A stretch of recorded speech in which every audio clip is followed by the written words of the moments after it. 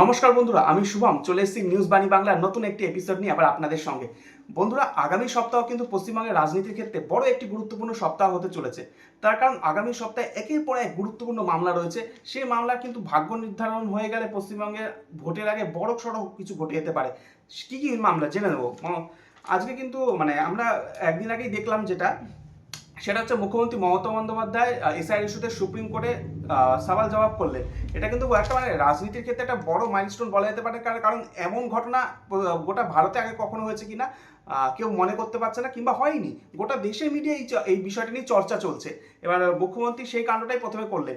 এবার বিষয়টা হচ্ছে মমতা বন্দ্যোপাধ্যায়ের যে মামলা শুনানিটি হলেও যে সওয়াল জবাবটি তিনি করলেন, সেটা আগামী সোমবার ফের উঠতে চলেছে সুপ্রিম কোর্টে। সেখানে সুপ্রিম কোর্টে কি পর্যবেক্ষণ হয় সেদিকে তো আমরা তাকিয়ে থাকবো, কারণ মমতা বন্দ্যোপাধ্যায় প্রথম থেকে এসআইআর ইস্যুতে একাধিক চিঠি লিখেছেন নির্বাচন কমিশনকে।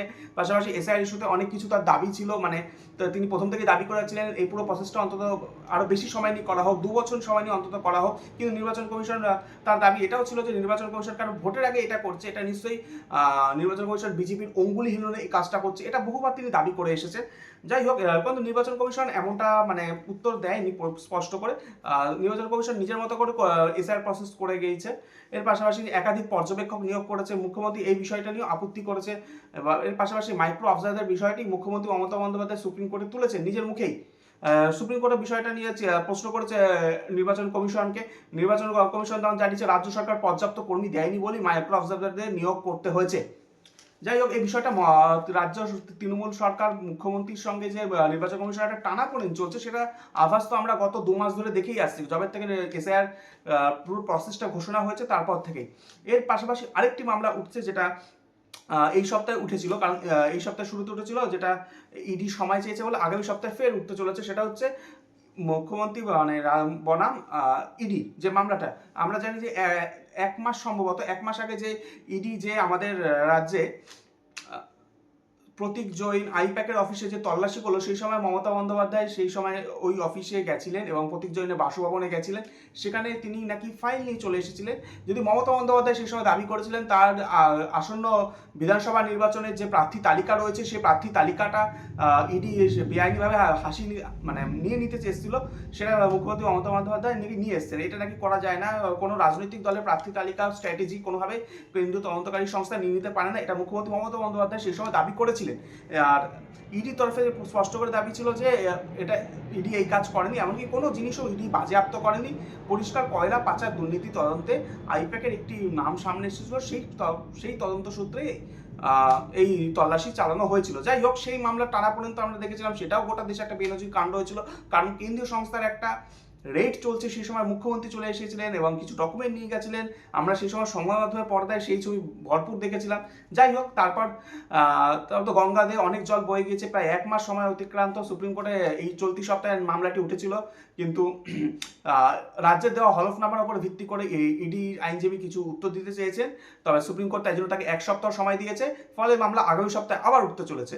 এর ফলে দুটো গুরুত্বপূর্ণ মামলা আমরা বললাম, নির্বাচন কমিশন মামলা, ইডি মামলা, দুটোই রাজ্য সরকার তৃণমূল নেত্রী বা মুখ্যমন্ত্রী মমতা বন্দ্যোপাধ্যায়ের সঙ্গে এই দুটোরই মামলা আগামী সপ্তাহে উঠতে চলেছে। এই দুটো মামলা যদি কোনো রকম পর্যবেক্ষণ কি আসে, সেই দিকে আমাদের সকলের নজর থাকবে, কারণ পর্যবেক্ষণের ক্ষেত্রে কিন্তু পশ্চিমবঙ্গের আসন্ন বিধানসভা নির্বাচনের বড় কিছু অপেক্ষা করছে। যাই হোক, এর পাশাপাশি আরেকটা জিনিসও আছে, এটা আদালত ক্ষেত্র নয়, এটা কিন্তু অন্যরকম। সেটা হচ্ছে এসআইআর এর পূর্ণাঙ্গ তালিকা সম্ভবত আগামী সপ্তাহে প্রকাশ হতে পারে, 14 তারিখের মধ্যে। ফলে আগামী সপ্তাহটা কিন্তু পশ্চিমবঙ্গের রাজনীতির জন্য অত্যন্ত গুরুত্বপূর্ণ, এটা কিন্তু বলাই যায়, কারণ এসআইআর পূর্ণাঙ্গ তালিকা প্রকাশ হলে পশ্চিমবঙ্গের যে রাজনীতির স্ট্রাকচার, সেটা কিন্তু সম্পূর্ণ বদলে যাবে। কারণ শেষ বিধানসভা নির্বাচন আমরা দেখেছিলাম, বিজেপি দ্বিতীয় হয়েছিল, তৃণমূল প্রথম হয়েছিল বহু আসনে, যেখানে 5,000, 1,000, 10,000-এর কম মার্জিনে প্রচুর বিধানসভা আসন রয়েছে। এবার সেই আসনগুলির ক্ষেত্রে ফলাফল কেমন হয় বা কোনো ঘুরে যায় কিনা, সেটা কিন্তু নজর রয়েছে আমাদের সকলের। ফলে এসআইআর এর পূর্ণাঙ্গ তালিকা কেমন হবে, সেখানে যে এদিক ওদিক হবে কিনা, সেগুলো কিন্তু অবশ্যই আগামী দিনে ভোটের ফলে ভোট বাক্সে যে রেজাল্ট হবে সেটা তখনই স্পষ্ট হবে। তাই এসআইআর এর পূর্ণাঙ্গ তালিকা হলে কি বাংলার রাজনীতির একটা বেশ ঝড় বয়ে যাবে, এটা কিন্তু বলা যায়। তাই আগামী সপ্তাহটা, বিশেষ করে ফেব্রুয়ারির দ্বিতীয় সপ্তাহটা পশ্চিমবঙ্গের রাজনীতির জন্য অত্যন্ত গুরুত্বপূর্ণ, কারণ একের পর এক গুরুত্বপূর্ণ মামলা প্লাস এসআইআর এর পূর্ণাঙ্গ তালিকা সেটা কিন্তু রয়েছেই। তবে এসআইআর এর পূর্ণাঙ্গ তালিকা আগামী সপ্তাহে বেরোবে, এটা আপাতত কর্মসূচি শিডিউল করা রয়েছে দৃশ্যটা।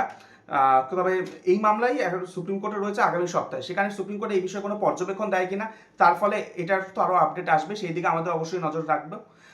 এই প্রতিবেদন কেমন লাগলো অবশ্যই আপনারা কমেন্ট বক্সে জানাবেন। আপনাদের মতামত অবশ্যই আমাদের কাছে শিরোধার্য। ধন্যবাদ, আপনারা সকলেই ভালো থাকবেন।